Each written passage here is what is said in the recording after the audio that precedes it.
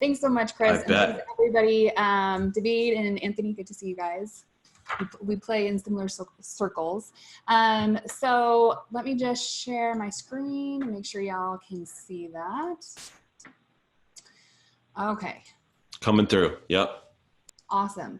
So the purpose of my presentation today is really to help you guys figure out and learn how to monetize yourself with home-based work.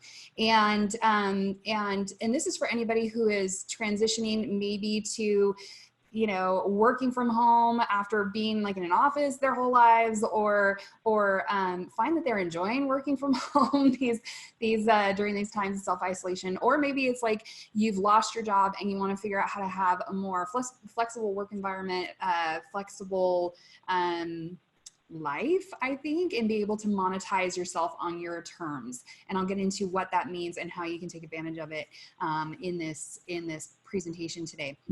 So if we haven't met, my name is Michelle BARNUM SMITH. I've been doing marketing for over 20 years. I know that's hard to believe, but I've worked with many of the Fortune 100 in that 12-year corporate career. I'll talk about that in a second. I've used messenger bots. I've been I'm known as the queen of Amazon Messenger chat marketing, and been using that. I've trained literally thousands of Amazon sellers over the course of the last 3 years. I've been featured in Forbes, Business Insider, Inc. magazine, and on ABC, NBC, and Fox. And I've spoken at all of these events that maybe you do or do not care about. But I think the things that are more important to me, that should be important to you, is that I've built my own multi-six-figure business. I work less than 40 hours per week, although that ebbs and flows depending on this season. And I work from home, so I can be accessible to my family. Now, this was not always the case. My personal entrepreneurial journey started when I was 4 years old, when my family moved back to the family farm, and I grew up changing water, weeding fields, you know, like whenever my friends at school would complain about having to like weed their mom's garden or whatever, you know, for their chores, I always held all the trump cards, because I was like, oh, that must have been really hard for you. You know, I had to weed this field that was like miles long, you know, like I don't want to hear it. I worked harder as a 6-year-old than most people have in their lives. In the course of my corporate marketing career, I had really amazing opportunities and worked for many of the Fortune 100, as well as some of the largest companies in the world, like Vodafone in Europe, China Telecom in China. And one thing that stood out to me early on in my career, and what kind of started me on this path, was that I had a personal priority to be a mom and to be present in my children's lives. And what I saw often happen in the corporate world, you know, and this is probably like 10 years ago at this point, is that women would have babies and then basically like be right back to work, not 2 or 3 weeks later, even though they had paternity leave or maternity leave. For political reasons, it was always the case that if a dad left work early to be with their kids, they were considered a good dad. If a mom left work early to be with her kids, her commitment to her job was in question, you know, and that political divide was one of those things that for me made me want to take control of my career and forge a different path. And in 2012, I finally, what we call in my family, crossed that bridge and got married to my wonderfully bearded husband. If anybody's seen pictures of him lately, it's like this. That day that we got married is like the last day that I saw his face. I haven't seen his face since we've gotten married. It's just this big beard now. And pretty much the year that we got married, I started my own digital marketing agency, working from home, because I wanted to create this runway for myself so that I could have my business and my babies too. And that is indeed what happened. I truly created the loves of my life, my daughters, Sabine and Lydia. And in the course of the last, 2020, I started mine in 2012. So the last 8 years, I've definitely pivoted in what my business has done and offered. maybe a surprise to some of you, I've been a dating coach. I used marketing to get married. I figured out how to use my own professional skills on my personal life, and it helped me move the product, if you will.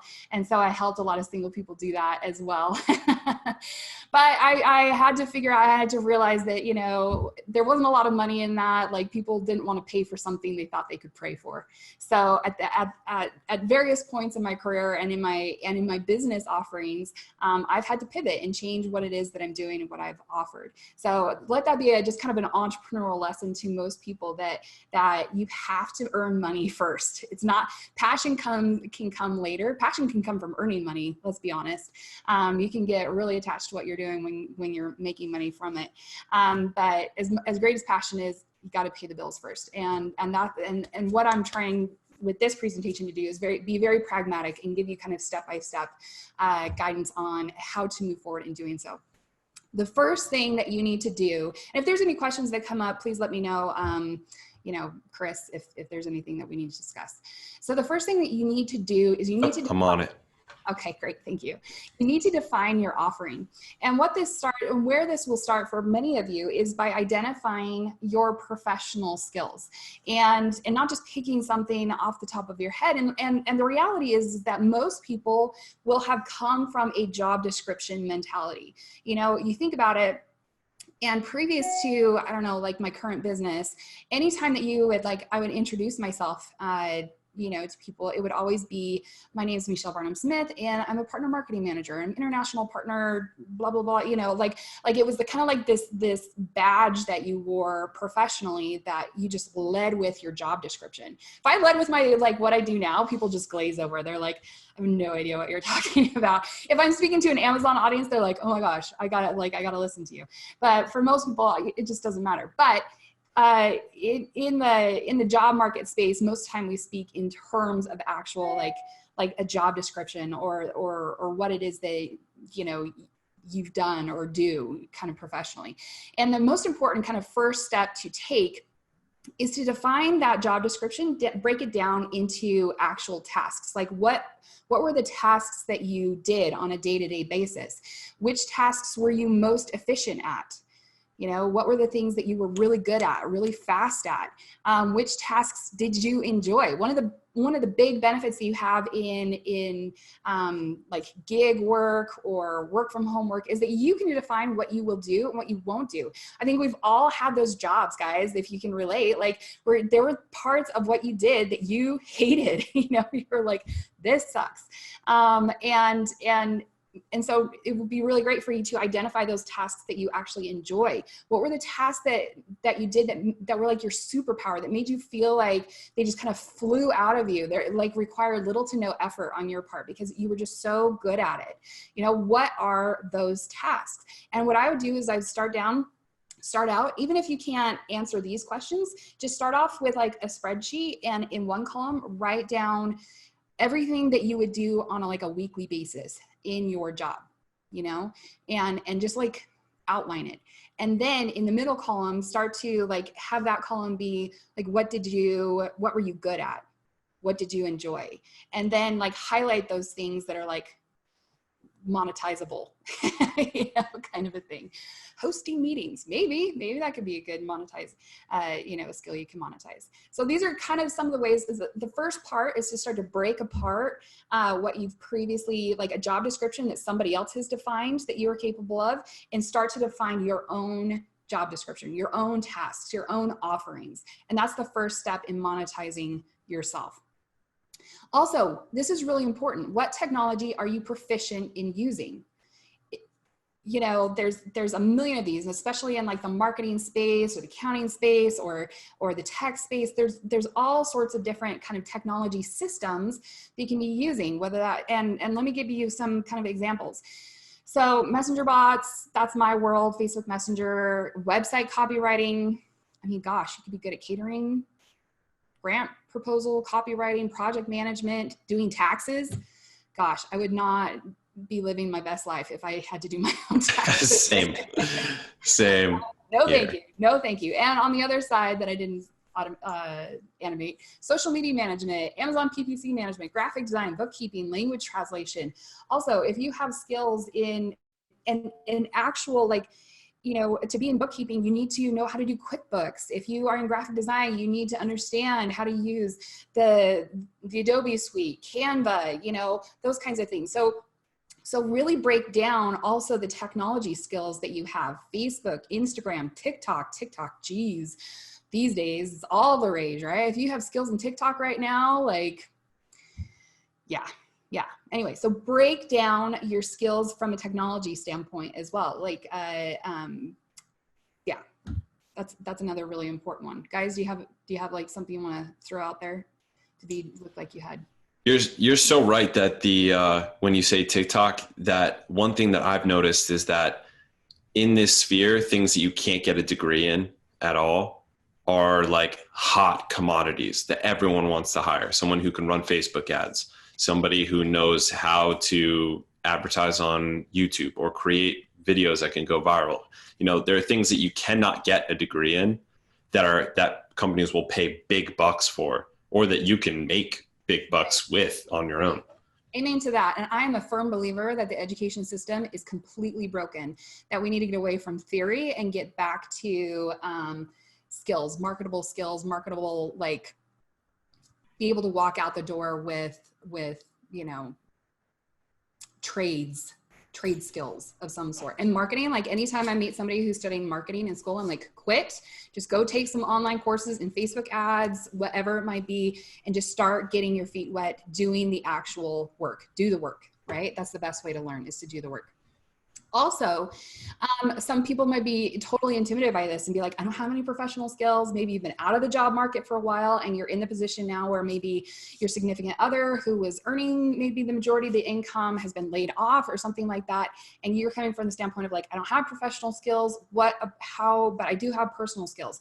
So everybody has personal skills that you can monetize. You know, even though I focus on my professional skills, I have personal skills as well that I could turn around and monetize quite quickly. It's just a matter of like thinking about it just differently. So what personal tasks are you most efficient at?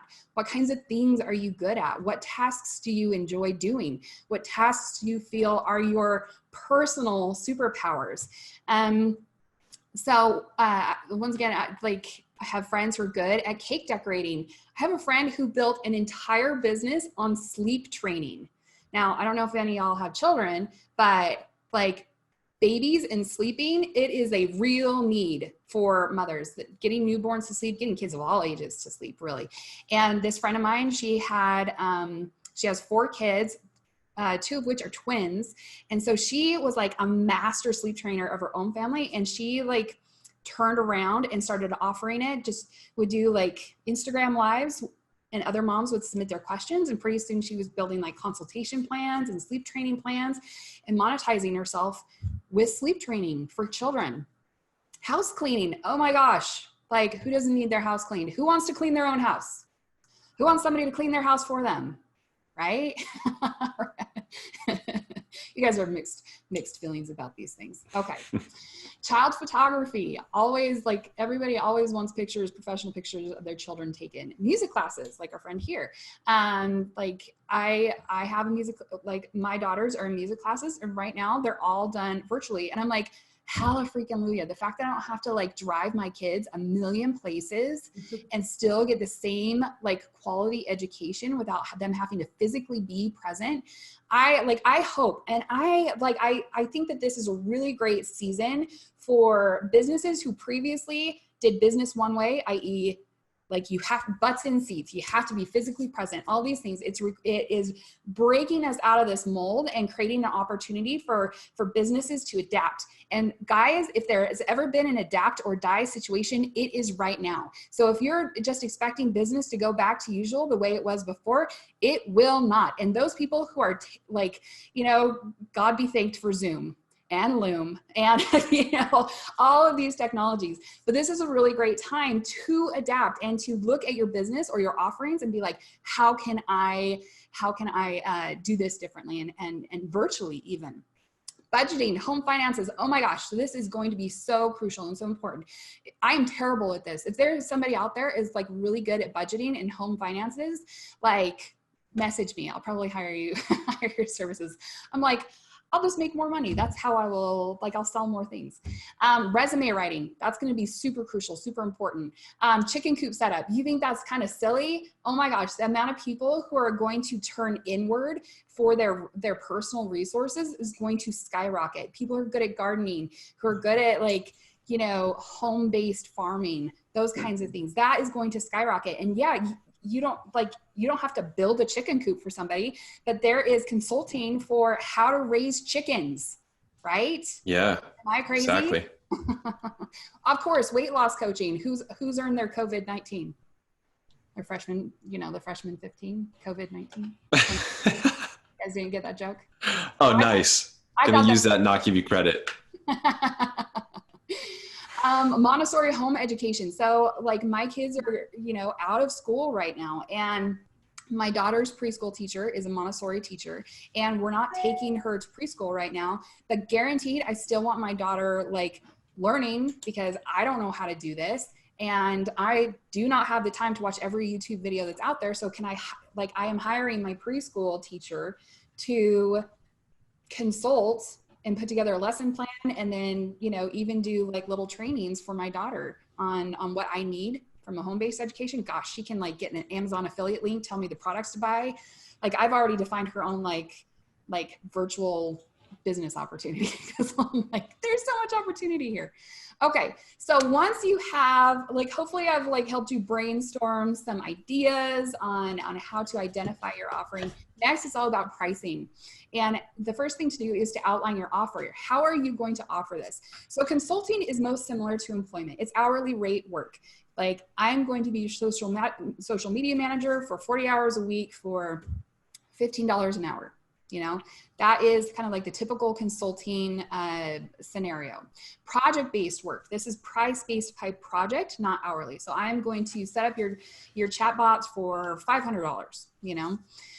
Coaching is like that, like, it's, well, for one thing, it's not skills-based in the sense that you are doing something for somebody. It is information transfer. It is like, I have this knowledge and I'm going to give this knowledge to you. I'm going to teach you this knowledge. So usually this is like either a per session or a monthly package, where it's like, okay, I'm going to, you know, I'm going to do like a messenger coaching program for $1,500 a month. And we're going to have a weekly call, and you're going to get access to these resources, but I'm not doing the work for you. I'm teaching you how to do the work for yourself. Chicken coops, right? Like, or the chicken training, like coaching, like, you're not going to be there to raise the chickens for them, right? You are going to coach them on how to, you know, raise chickens who lay really great eggs, whatever that is. Okay. And then information products. Most people are not going to be here, but I just got to say, this is the progression of things. You start off doing the work, then you start off like creating efficiency, where you, instead of charging by the hour, you charge by the project. And then you get into monetizing knowledge by sharing your time. And then you monetize knowledge by selling monetized products. So this is how I monetize my time right now. I have like 4 income streams just with my own business in doing all 4 of these things. And if you guys are already like, what are you talking about? Don't worry about it. Focus on consulting and project-based first, and don't worry about coaching and information products if it's a little overwhelming. Okay, so here's how to price your offering. You need to start with research. Do research in the gig marketplaces. Go to Upwork, go to FreeUp, go to, you know, some of these places that have also been shared. Local classifieds, Facebook Marketplace. See what other people are charging for similar services, for similar offerings, and figure out what kind of price range you feel comfortable with in offering. What are others charging? How can you differentiate your offering? If everybody's offering something that's the same type of chicken consulting, that's going to be my thing. Then that's the new thing. That's the new thing. This is it now. People charging chicken consulting. We got to find an alliteration for it that works. How can you differentiate what you're including in your offering? And then test pricing. It's not like a career choice where you're signing up for a salary that's defined as 50 grand a year, and you can only negotiate your salary once a year. not now, but I used to change my price all the time. Based on how much I liked the client and how big of a pain in the butt they were going to be. Sometimes. But you know, pricing can be fluid. It doesn't have to be forever. It can be just for now. So if you're freaking out and being like, well, I don't feel confident enough to charge what people in the marketplace are charging, I want to build up that confidence. Okay, well, maybe you start at a lower price point, and as you feel more comfortable and confident, you ramp that price up, you know, or maybe not. Maybe you start at a higher price point because you have more to differentiate. Also, just a note, stay out of your head. I think we've all experienced, I know I have, imposter syndrome. And imposter syndrome is very much, will like hold you back from progressing. It's that voice, that mean little shoulder angel or voice in your head that says like, who are you to be doing this? Who do you think you are? Like, nobody's going to want this. You're always going to fail. Like, blah, blah, blah. Like, just like shove them off your shoulder.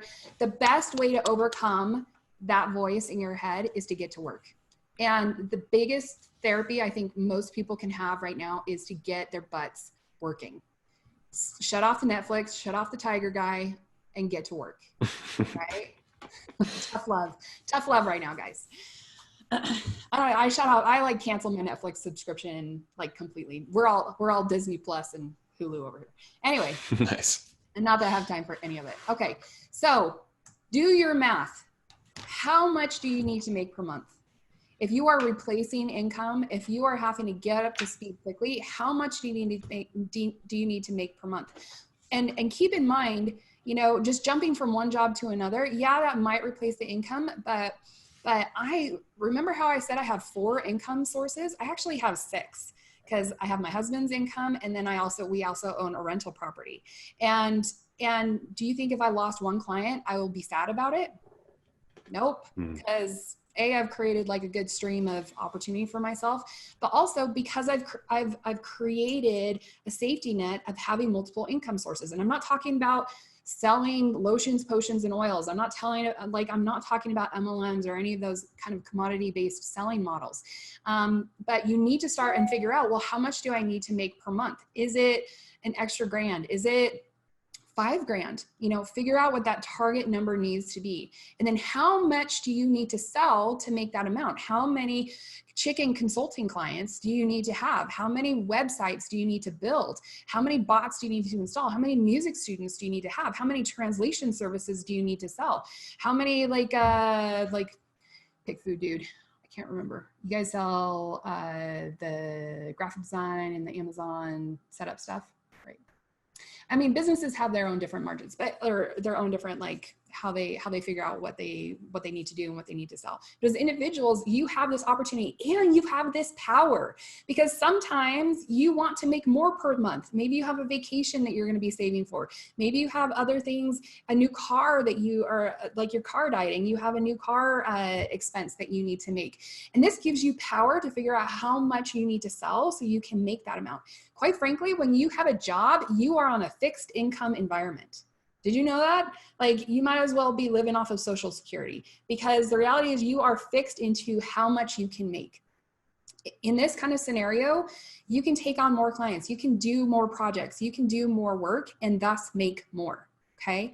So this is a significant opportunity. And I hope a lot of you are like changing how you think, and just not just thinking, I need another job, and thinking like, what can I do to make more? Can you tell I'm passionate about this? Hell yeah. It reads right through, Michelle. All right. The next thing you need to do is you need to identify your target audience, or who needs to buy your products. Who are they? What type of business are they? Who is the decision maker in making the purchasing decision? What are their demographics, their gender, their age, their income bracket?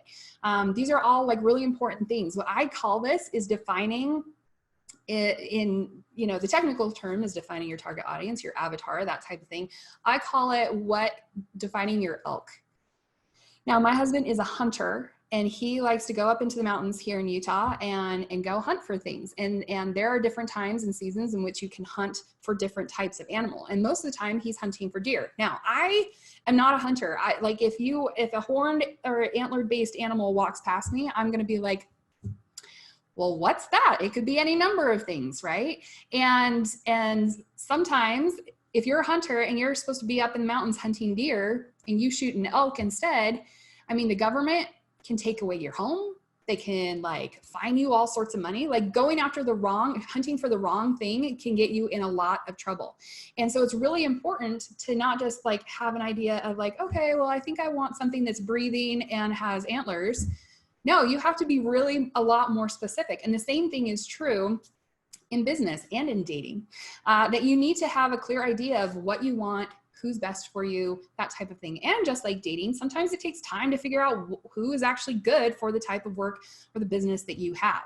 You need to date around a little bit and figure out what kind of person or what kind of business you're looking for. The next thing to figure out is where are they? Not just who are they, but where are they? You know, who has access to your audience? Where can you find your audience? And then what pain do they have that you solve? It's not about you. It's not about you walking in and telling your life story and telling them how great you are. It has nothing to do with you. It has everything to do with them and what they care about, what their objectives are, and how, what pain points they're experiencing that you can help them with. What do they need done? And how can you help them? These are really important things for you all to define. And then once you have that laid out, this is where efficiency comes into play, is then you can advertise your offerings. You can build your marketing materials specific to your audience, your messaging through your website, through social media sites, through a classified post, business cards, postcards, flyers, case studies. And then you go into finding and access, you know, putting these marketing materials in audience access points like gig marketplaces, Upwork, FreeUp. You can do an Indeed.com search for remote as for the location and find all kinds of jobs that are remote based, local classifieds, local Facebook garage sale groups. And this is true for professional skills and for personal skills, niche Facebook groups. I personally like focus on my routes to market are thought leaders, podcasts. I've been on Chris's podcast a couple times, pretty sure. And webinars. And webinars. Yeah, we've done many webinars. I speak at lots of live events. And while I don't do traditional marketing like TV, radio, you know, things like that, if they made sense for accessing my target audience, guaranteed I would. And last but not least, referral marketing. Now, asking for referrals is really important and probably will be the place that most people start. You need to just put out into the marketplace, like, and please don't do this. What I am seeing a lot of people do right now is the beg and plead, which turns people off, right? It's that I just lost my job. I need to make rent this month. Does anybody have any work that I can do? You know, you're going to get the pity party people who are just being like, you know, who will like rush to you to try to like solve your life situation, but actually won't like bring any money to the table. And then you'll have like the people who are predators who are, I mean, bless their hearts, like kind of like in the MLM space who just want to build their own downline. And then you have people who, you know, who are repelled by that. I personally am repelled by that because I don't know what you do. I don't know how you do it. I don't know what your skills are, what you're good at. So if you can make a post and saying, hey, I'm really good at building websites for e-commerce companies. We currently have openings for 5 new clients. If you know somebody who is in e-commerce, I would love an introduction to them. Oh my gosh, you have just empowered your referral base they know what you're hunting for, right? They know what your elk looks like. They can envision that. And they can broker because they care about you and they want to serve you. They don't want to pay your bills for you, but they want to make that connection for you. Then that empowers them with the information they need to be able to make those connections on your behalf. So if anything, start with the ask for referrals. I say it's last, but it's not least. The only reason why it's last is because it is not scalable. You can't market the referral base. You can't attach ad dollars to it and then ramp up, ramp down like you can with like Facebook ads. Anyway, I digress, marketing geek. But I mean, that is really like the most important place to start. Okay, so that's all for me today. If you need to find me online, here's my information. Google me, I'm all over the place. If you have questions about Amazon Messenger bots, that's all of that stuff. But that's what I got for you today. Any questions? Awesome. That was great, Michelle. And I think a lot of people are going to be watching the recording of this, either because they were on the other side of the world or they couldn't make it during like business hours. But so this is great that you have your contact information here. I love what you said. It was so true about making it about them, not you, whether you're trying to get clients or you're trying to get attention from a company to hire you as a part-time or full-time basis. That if you're talking about all the reasons that it would be good for you to do this thing, that doesn't really speak to them. And I honestly see it a surprising amount myself too. It's like, I want this job because it would help me do this and it would help me do that. And I'm like, that's great, dude. I don't want everyone to grow from, the opportunity, but like the company needs to know how they're going to grow from this, whether it's a client or it's someone you're trying to hire. And also you mentioned something that you didn't even dig into, but scarcity.